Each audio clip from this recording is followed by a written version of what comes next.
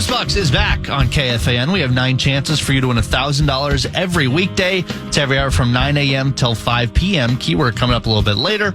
10 keywords. Learn more at KFAN.com. All righty. One of our very favorites, Softy from Seattle, joins us now at Softy KJR via X. And Soft Man, thanks for helping. And you're the very best, David. Is it possible to lay off the dump button requirements today in the old 9 to noon run? Well, just don't ask me about the Blue Jays or Gonzaga basketball. Yeah, that's right. Deal. Yeah, that's what got it going last time a little bit. All right. So let me guess with Sunday night. You're going to bet $1,000 on the Rams on the money line in case they win to offset the emotional pain if your Seahawks lose. Yeah, the emotional hedge for me, I don't know why more people don't do that, to be honest with you.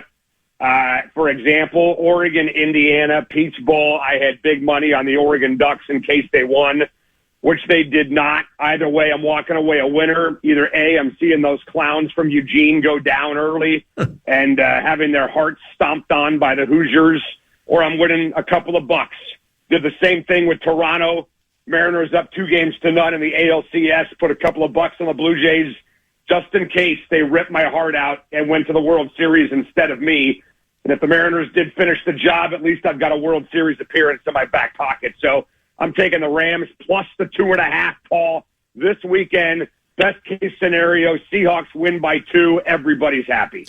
Very pragmatic, Soft Man. Hey, for your squad, hardcore football, how big is not having Zach Charbonnet? Yeah, could be huge. I mean, a lot of people want to discount it. I'm not one of those guys. I mean, the guy leads the team in touchdowns. He's been phenomenal as a pass catcher. He's been very good as a blocker. He's been an incredible compliment to Kenny Walker the entire year, and not having him could be a major blow in this game on Sunday, Paul. But here's the deal, man. You know this as well as me. The reason why they were splitting up the carries between Zach Charbonnet and Kenny Walker in the first place is because Kenny Walker can't stay healthy over the course of 17 games. Hasn't done it yet since he's been in the NFL.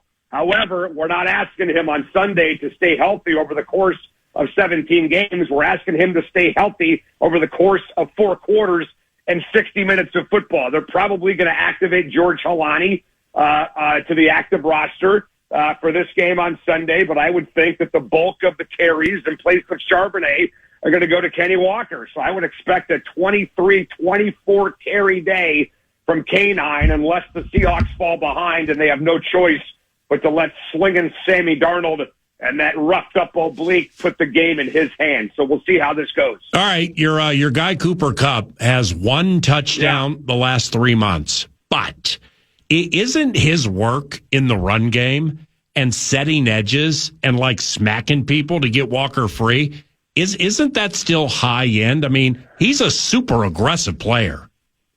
Yeah, very good blocker, but he's 33 years old, man. I mean, again, you know, we talked about this. We thought this when they signed him to a 2-year, $30 million deal, that the guy is either A, going to put up one more solid year of football, or it's over. And it looks like from a pass-catching perspective, it's over. But with Jackson Smith and Jigba stepping up like maybe the best receiver in football, I know Ram fans would argue Puka Nacua, and I get that. He's PFF's highest-rated player, for God's sake, so there's no argument there.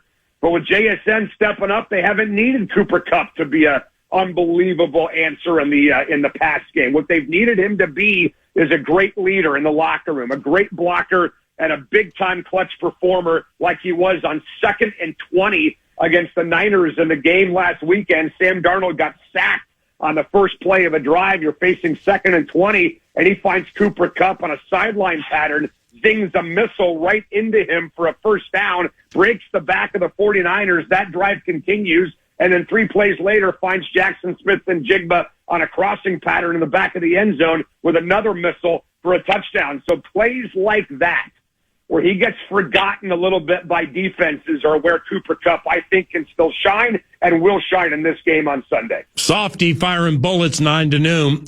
His Super Chickens in the NFC title game against the Rams. Hey, who do you like least and why? The Rams or the 49ers? San Francisco for sure, because the Rams don't even have any fans to talk smack with you. I mean, you know that, man. You know, there's more people in L.A. that are fired up about Kyle Tucker's new contract for the Dodgers right. than they are the Rams in the NFC Championship game. L.A. is not a great sports town. They got a lot of teams.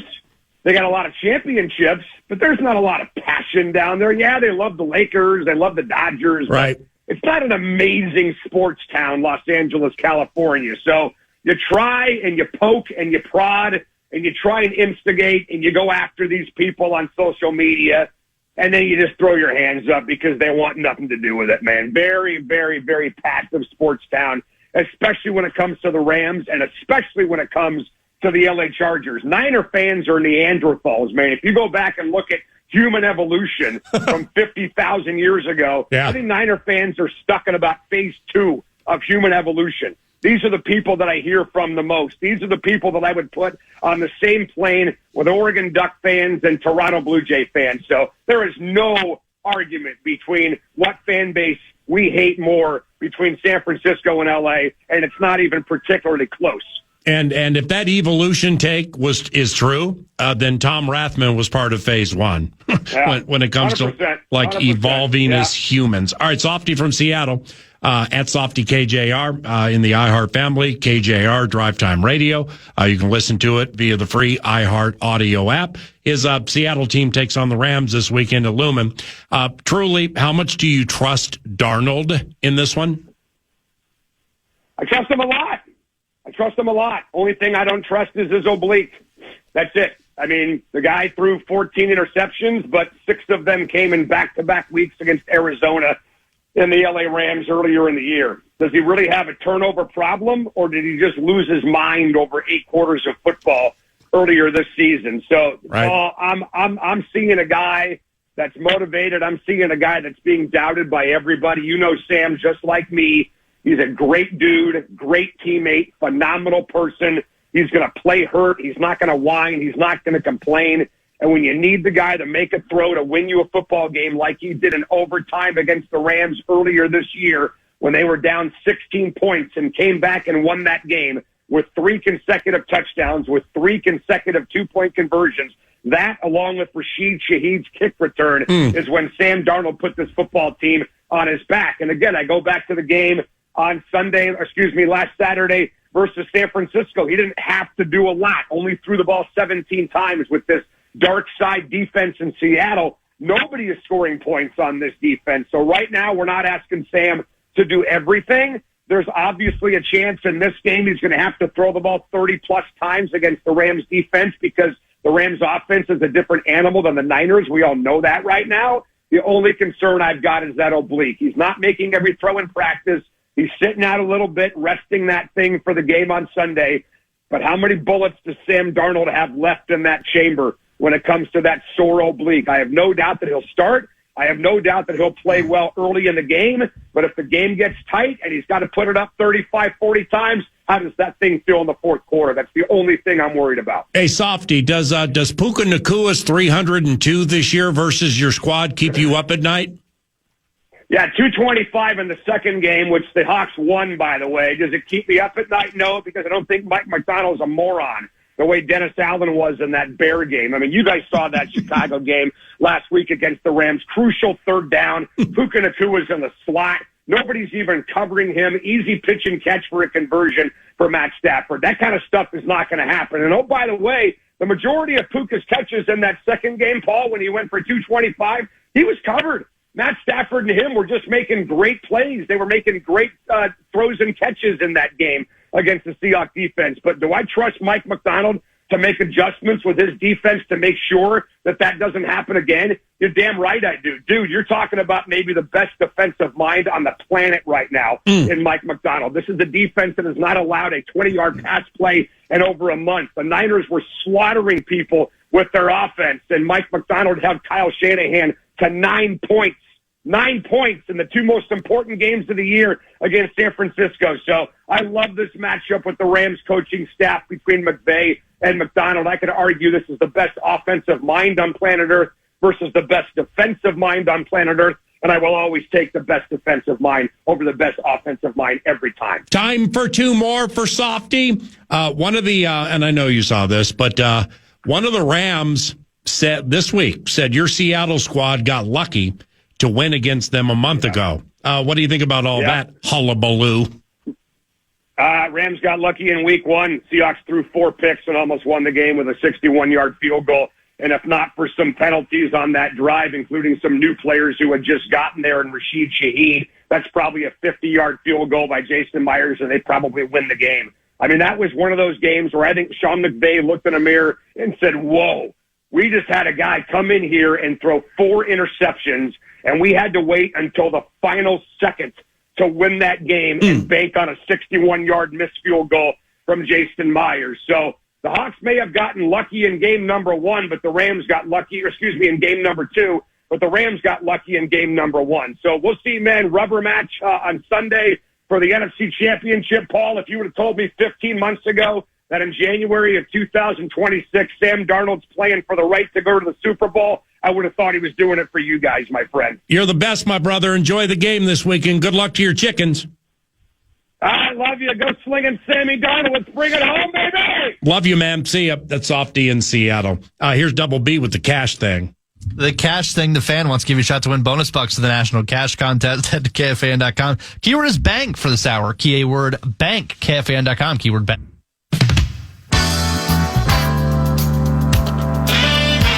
We all had one teacher who believed in us. Well, you can show your gratitude with Thank a Teacher. It's powered by Donors Choose. Nominated public school teacher to win $5,000 for the classroom. This week's winner, Alexis Hallman, special education teacher at Woodland Elementary School.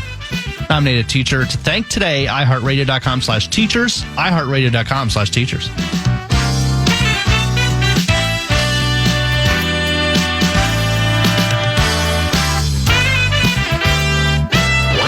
Give me half the money you were going to bet.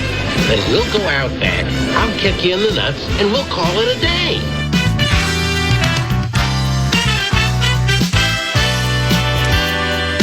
All righty now.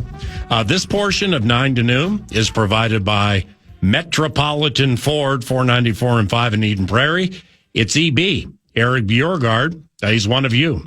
He's a hockey dad first, and a GM of a dealership second. So stop by and survey the rides. Mike Nelson is the general sales manager, and Mike is a Saints fan. So go easy on him for the best deal or deals there are to have.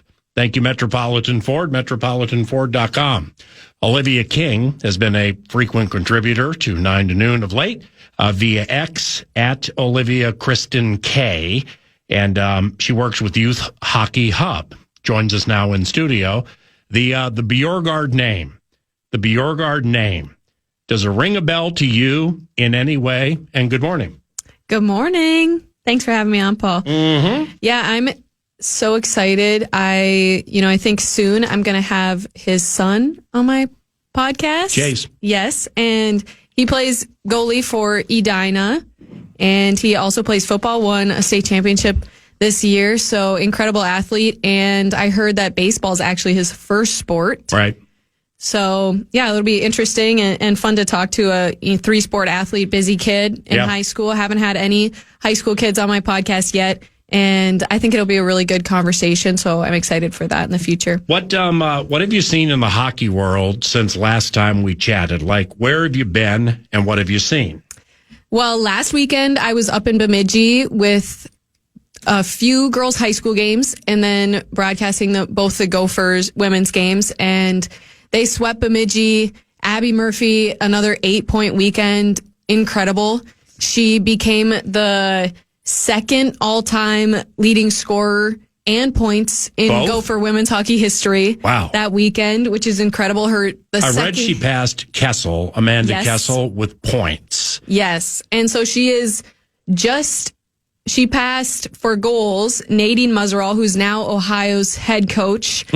And she holds the program record right now at 139. Damn. And Murph is sitting at 136. So she's only 4 away. Mm-hmm. And then for career points, she's at 253. and Hannah Brandt is at 286. So she's 33 away from points for first, and then she's only 4 away for goals for first. So very incredible. And the only problem is that she leaves this Sunday for the Olympics. Wow. So she'll This be Sunday. gone. Yes. So all the Olympic girls in the WCHA leave this Sunday. She'll be gone until playoffs, until their first weekend of playoffs. So it's about a month or so. Yeah. And so we'll see if she can catch the points. I don't know. I feel like 33 points to get up to Hannah Brandt. I feel like that might be a lofty goal, but I wouldn't put it past her. Yeah. So we'll see. You've looked at these lists. I haven't.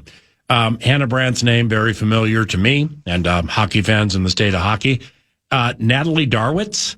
Okay, Natalie's name has to be somewhere in this thing, right? Oh, yeah. So she passed Kessel and Darwitz. Oh. To become the second in, in program history for points. So they were tied.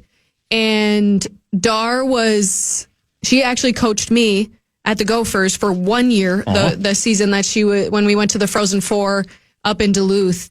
And then she became, the next year she was the GM for the Frost and then they went and won the Walter Cup. So she's a huge name in women's hockey as well. And she was an incredible player.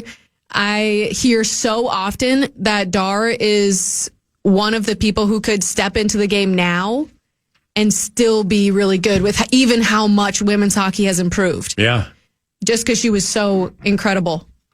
So that's really cool. And obviously I'm excited to watch Murph in the Olympics and all the Gopher girls in the Olympics. But, she scored 4 goals in that game, the second game against Bemidji in their 11-1 win. And that was the first 4-goal game since Hannah Brandt in 2015. Wow. For Gophers women's hockey. So good for her. Yeah, pretty cool. So Abby and Taylor Heisey played together, right? Yes, they did. Like right when Abby early in Abby's run, right? So Abby, her freshman year, she was supposed to come in and then she got selected for the Olympics. So she left and played in that Olympics. Heisey was still there that year. And then Murph, she came back the next year and they played together. So yes, they played a little bit together, but her first year that was supposed to be her freshman year was when they did, they used to leave for the entire year. And now they don't do that. They don't get centralized for the whole year. They just get, they just have like a month or so. So with Murphy, okay, so I'm just going to throw out some low-hanging fruit names that just come to the top of the head. Taylor Heisey, Grace Zumwinkle, let's say Amanda Kessel, Natalie Darwitz, Hannah Brandt. Okay, we'll just use those names. Like what makes Abby Murphy different from those players? I think all those players are good in their respective way because they're all very different from each other. You look at Taylor Heisey, you see a player that's very calm, very collected. She makes plays, she gets on the stat sheet, and she's just in the right spot at the right time because she's super smart. Yeah. And Abby, she's smart in her own way, but she's very, she has a swag. I think that's just unmatched. She plays the mental game of hockey too. She's an agitator a little bit. Yes, she can agitate people. She can. That's cool. And she's really good at it. And I think in the women's game, that is not, that's harder to find. It's a little bit more rare. And makes it tough on the officials too, because they're not used to officiating it. Then somebody's pushing the envelope, but not going over the top. That's challenging. Exactly. And I think that also plays into effect with, her moving into the PWHL next year and how the officials will react to her. And so we'll see. But yeah, her swag is very cool. And she combines that with skill. She has so much skill and she's always using the new thing. You can tell she watches a lot of hockey because of the way that she plays. And you can tell she works on things off ice because of the skills that she has, with the puck. And so I think that's super cool. And we have a big weekend of hockey, coming up here too with Hockey Day Minnesota. Yep. It's going to be really cold. Yeah, Hastings, we're going to get into that momentarily, but Tonight, the Wild host the Detroit Red Wings. Are you going to the game tonight? I am going to the game tonight. Oh, sweet. Yes, I'm really excited. It's at 8:30, so it's a late one. But Are you working or as a fan? Just as a fan Good for you. tonight. Yes, so it'll be fun. I have some of my friends going, and the Wild are back home here for 4 straight. They haven't won in 2026 yet at home. So I'm looking forward to a good game, and I think it will be one. They just played a close one with the Canadians, ending, in the last minute. The Cole Caulfield scored 15 seconds left in the game. So great shot. No, an incredible shot. And I think, we walked through that goal, and I think the Wild were really pushing through to try to get to overtime in that, those last few minutes of that game. On a back-to-back. Absolutely. Like, they are tired, mentally drained. They're on the road. It's their last game on the road before they come home. And you can see, the Canadians moving it on the blue line. And right before Cole Caulfield shoots, you can see Brock Faber look up to, if you watched it on, slow motion, you can see Brock Faber look up to the clock to see how much time is left. Oh. And then Caulfield went sneaking in there. Yeah. And then, he gets back into the play. He does try to make that block, but he's just not there. And then Wallstead is screened by 2 players. And, Cole Caulfield is an incredible player. He gets that puck through and it goes in the net. As from a goaltender's perspective, of Wallstead, he's got 2 people in front of him. He can't see. You can tell that he just goes into the butterfly like a blocking save. He's, hoping that puck's going to hit him. It doesn't. But I think the Wild did have a good performance. And so hopefully that'll move some momentum into tonight. If you can't tell by that analysis, Olivia played goaltender for the Golden Gophers and St. Thomas. And that was wonderful analysis of the Caulfield goal. I don't know if the day before, if you saw any of the Toronto game. You did, right? Yep. All right, so Foligno has a hat trick. His first hat trick in 915 games. That's the bomb for the old guy. He and you've watched markedly more hockey in your life probably than I have in mine, and I'm twice your age. And here's the point. I think it was his first or second goal for Foligno. How often do tips take place when the player's in the circle? So in other words, there was a slap shot from outside the circle, relatively close to the blue line. Moose is low in the circle. He tips it from there and gets the goal. Normally you see deflections and tips and things like that right in front of the net. I mean, he was so on fire that night. Do you see that often where the tips come from the circle? I feel like you only ever really see that at the higher levels. Like in the NHL, you're watching the NHL and you see tips come from farther out because of their hand-eye coordination. They're able to do that. But no, I think that was absolutely crazy. Yeah. So skilled. So skilled. And that just shows how fun it is to watch them because they are always coming up with new stuff and they're able to make those fun plays. But that was a good game and good Wild win. I mean, it was, I'm excited for tonight, definitely. Olivia King, Olivia Kristen K via X. And so Olivia's going to the game tonight, 8:30 for a puck drop. Olivia's going to the game. Do you prefer watching Wild games on television or attending them at the arena? I love going to Grand Casino Arena because of the environment. I mean, Minnesota is obviously a hockey hub. So I feel like I see so many people I know. It's really fun and exciting. But sometimes I do like to watch because I like to watch a few more replays than maybe the normal person because I like to see the goalie's perspective, obviously. So I like to watch in very slow motion, just like noticing that Brock had looked up at the clock during that play. I think, just little things like that are hard to notice when you're actually at the game. We have a fill-in producer today. He's an elite hockey mind. I don't know if you know him or not. Brett Blakemore, Olivia King, Brett Blakemore. Hello, nice to meet you. I do have one question for you. I have a good buddy who is a goalie played at Forest Lake in Bethel, and I always love going to the games with him because I just ask him basically every goal that gets scored, what would you have done there? What did you see there? And he always has like these hard, like, he likes Stalock, but he hated watching him play because of his style. Like, he just loves a certain style of goaltending to be smooth. And do you have a goaltending preference as to stylistically to the eye? And what do you think of the two goaltenders for the Wild? Yeah. Isn't that so funny? I feel like every goalie does that. And I will always watch, no matter what level, I'm like, could I have made that save? Yeah. I'm always like thinking that. And it's, Exactly. You know, at the Wild level, absolutely not. But in your head, you think it could possibly be you. But I think every goalie has their own personality, and that's what makes goaltending and watching goaltending so fun. I prefer a goalie that plays the puck a lot, like Stalock. I actually love the way that Stalock played. And Very active and mobile. yes, very, very active, very mobile, fun to watch. I think that Gus is super calm, and watching somebody like that, they make it look so easy, Right. and I think both of them are that way. I think Wallstead is getting to be that level, and that's what practicing with another goaltender who's at a super high level does. You get a lot better, and that's why they play off each other so well. But yeah, that's funny. I do that all the time. I'm like, could I have made that save? That's cool.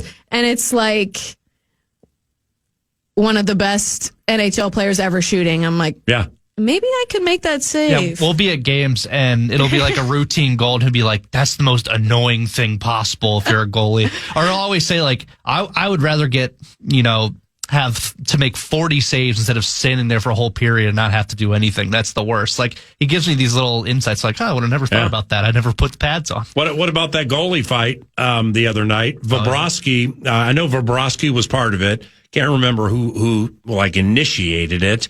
But, I mean, good for Bobrovsky. He sees that the other guy is mixing it up with the forwards. So he's like, all right, I've been around forever. I'm tired. Old people get tired. But I got to go down there and do something. And then those two mixed it up in a legit fight. That was pretty cool. I know, that was very cool. I wish I could have gotten to a goalie fight or scored a goalie goal. Wow. But maybe one day in beer league or something. Right. Olivia King, 9 to noon. We just got a text to the 64686 from you from a Jay Mickelson in Plymouth. The question is, where's the coolest place you've traveled to for hockey, and what was the food like? Well, we were always so lucky at the Gophers to go on Thanksgiving trips. So we would go, 2 years we went to Nashville. A few years we went to Vegas. 1 year I went to DC with St. Thomas. And I think my best trip was the second time we went to Nashville. Yeah. It was just so fun. We went to a Nashville Predators game. We were downtown. Yeah. And On Broadway? Yep. And we played at their practice rink. We had like a tournament with out of conference teams. And it was just cool. I mean, I'd been there, but not with my whole hockey team.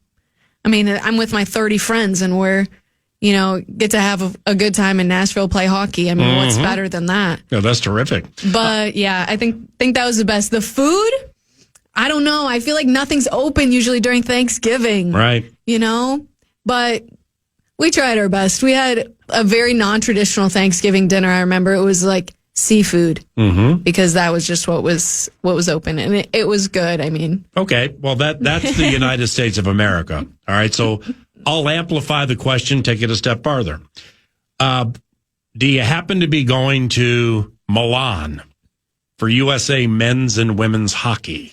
I was thinking about it. Wow. My roommate and I have been thinking about it. I mean, I have so many friends playing for, even the men's Olympic team and the women's Olympic team.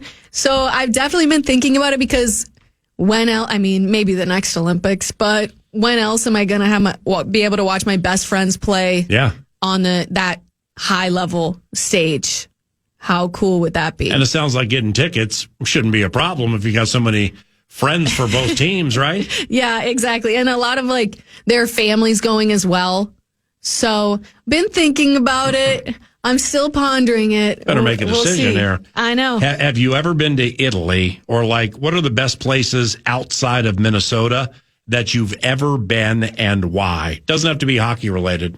I studied abroad in France, actually after my junior year season, and Je m'appelle Paul. for the summer. Yeah. And we kind of traveled everywhere. I would say that my favorite food that we went to, or place that we went to, was Greece. Yeah. Just, it was so nice to be on the water and Wow. have like fresh seafood. That was definitely Yeah. my favorite. Super fun to get a little break from hockey. Well, and how long everything. were you gone? I mean, these study abroad trips, I mean, they could be like 3 months, right? Yeah, it was 3 months. Jeez. Yeah, That's I was spectacular. It was amazing. It was so cool. And I mean, I grew up in such a small town in Garrison, Minnesota, 200 people in a bait store. So I never really thought that, that would be something I'd get to do. And Yeah. it was very fun. Met a lot of new friends. I went, didn't know anybody. Mm-hmm. So it was really good for me. Kind of brought me out of my shell. Well, with you say that, there's so many people playing for the men's and women's teams. All right, so we brought up a bunch of names here. I know you know Taylor Heisey. I know you know Zumwinkle and so on. Abby Murphy. But in the news recently, because Seth Jones got hurt, Jackson Lacombe is a late add to the USA Olympic roster. And he recently, who's he play for? Utah? Anaheim Ducks. Oh, Anaheim, thank you. Yeah, I mixed him up with Logan Cooley. But with Lacombe, I mean, what an honor, being a late ad for this. And he played for Sky Umah. Do you know Jackson Lacombe? Oh, yeah. He's a great guy. And isn't that crazy? He got added yesterday. Right. I think that's, absolutely I watched Seth Jones play a couple of days ago. Yeah. So absolutely crazy. And he's no stranger to being on Team USA. I mean, last year he went out and he won gold at the Men's World Championship. So, I think it'll just come naturally to him to fit in with that team. He's a great defenseman. This fall, he signed an 8-year contract, $72 million Good for extension. him. And Anaheim's not bad all of a sudden. Yeah. And so, he'll be joining Team USA there with, 3 Wild players and plenty of other players tied to Minnesota. So it's exciting. Yeah. And what also is exciting, and John Hines, the coach of the team, joined way back at 9:00. And we're still, weeks away from it. And Heinze is an assistant on Mike Sullivan's bench. And I just find myself, now that I'm watching so much more hockey than I was during football season, specifically the Wild games. I attended that Winnipeg debacle a week ago, and then the Buffalo game, watched that thing wire to wire, Toronto, Montreal. It's just a fun product right now, even down certain players. So with Quinn Hughes, like I told Double B earlier, I'm not going to be facetious and act like with the center ice package, I was up at 9 or 9:30 in the night watching Canucks hockey. I wasn't. I knew who he was, and then I can read about him and chase the box scores like everybody else, but really I've critically watched him. Quinn Hughes the last couple of weeks. Wow. I mean, holy cow, he's so captivating the way he plays. All right, so he and Faber are developing kind of an identity together and a comfortability together. Well, it's my question for Heinze, and, it's Sully's the coach, so it's going to be his decision. But Hughes and Faber together in Milan, well, that's good enough to eat. Doesn't that sound great? Oh, yeah. And I think that'll transfer into such a great connection for Team USA. I mean, they already have been able to play with each other, since Hughes got here a few weeks ago. And so I think there's big things coming for Team USA. I know they're not favored in this Olympic to win gold. Canada? The men's team. Yeah, Canada is for men's, and for US for women's it's the US. Well, the USA has to be heavily favored with the women. Yes. I mean, they just swept the rivalry series. Yep. So, but yeah, so I think that'll be nice for Team USA. They already have been playing with each other for a little bit, and that may shift the tides when they do get up against Canada. We'll see. All right. Lastly, here, ex's dad just sent a text in, 64686, wanting to learn more about you off the ice, wondering, do you watch a lot of movies or TV shows? Which TV shows do you stream? And have you seen any of the Oscar-nominated movies like Begonia, F1, Frankenstein, Hamnet, Marty Supreme, One Battle After Another, The Secret Agent, Sentimental Value, Sinners, or Train Dreams? I don't know if I've seen any of those movies. I've seen Sinners, but see, I have a vampire bent to me where like I like Dracula movies, I like vampire movies, I like zombie movies if they're done the right way.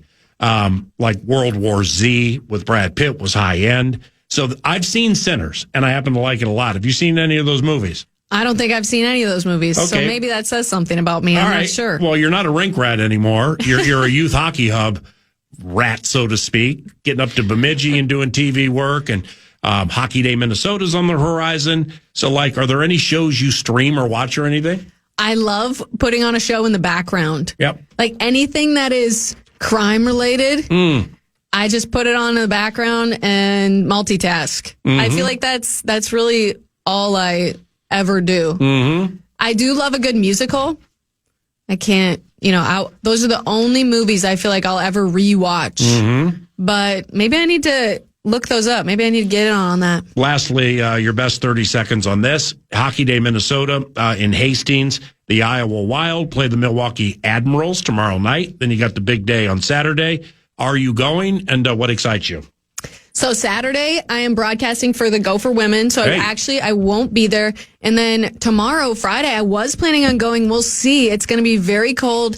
I'd encourage everyone to still go. We'll see. I'm sure I'll get my butt there, but it's going to be really exciting. I mean, the Iowa Wild, like you said, plays the Milwaukee Admirals. Milwaukee is the farm team for the Nashville Predators. And that's actually the first pro outdoor game in event history. And this is the 20th year of Hockey Day. So I think that's really cool. And I don't really want to miss that. Yeah. So Milwaukee has a kid, a young adult named Jake Lucchini, who when he played at Michigan Tech, I got to know him. So he'll be in here for Milwaukee to take on the Iowa Wild. I might go. I think I might go. It's going to be cold, but I'm a Minnesota girl, so you know what? I think I might have to brave it. And next year it's in Brainerd, which is, my hometown, obviously, and it's at BIR, so that'll be really fun too, and I'll be heavily involved in that, so I'm really excited for that. You're fantastic. Thank you for the contribution. Enjoy your weekend, and we'll chat soon, all right? Thanks, Paul. Thank you. Olivia King, 9 to noon finishes after this. And the Fan. It's icy outside now, but the countdown to fair season, state fair time is on. Don't miss out. Comedian, musician, Weird Al Yankovic. He takes the stage at State Fair Grandstand August 28th. Tickets going fast. Get all the details, KFAN.com. Keyword calendar. Good job there by Olivia. He's on his mind. The radio show has come to a conclusion, and tomorrow is the Friday football feast. Alec Lewis, the Athletic. Nordo, he'll return tomorrow. Yours truly. Chad Greenway will be with us in the early stages. And Alec also is attending the Wolves-Bulls game this evening. So given both of us will be there, we probably will have, might even ask Johnny Athletic if he can join the radio show tomorrow. And as we come to a conclusion for 9 to noon, it's time for Big Daddy Double B. Put a wrap on the show. What? Never heard anyone in my life who's more insane than Paul Allen. Where's the wrap on the show? What? Hold on. Check your watch and tell me what time it is. It's gotta go time. Now peek your head out and tell me what the climate is. Cold as bleep. Stay warm, especially if you're going to Hockey Day, Minnesota. Thank you, Brett Blakemore. I'm Paul Allen. Thank you for listening to 9 to noon. Here comes the program at your favorite radio station, FM 100.3, KFAN. God bless all of you, and thanks for listening. Temporary layoffs. Good times. Easy credit. Good times. It's a covenant cleanup. We say stupid things all of the time.